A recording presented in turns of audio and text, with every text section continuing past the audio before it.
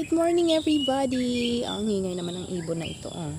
Alam niyo ba may na-discover ako kahapon? Ito kasi, ito ang palayan na to, same sila ng size nandito sa kabila.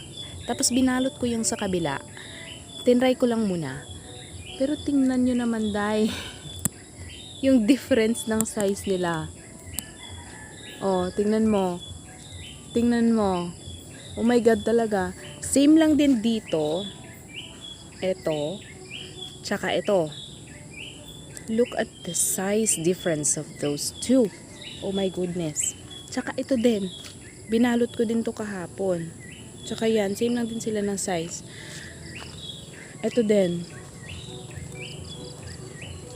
Humaba siya. Humaba sila dahil humaba. Ito. Versus ito. Ang ganda. Ang galing. Na-amaze talaga ako. Oh my God.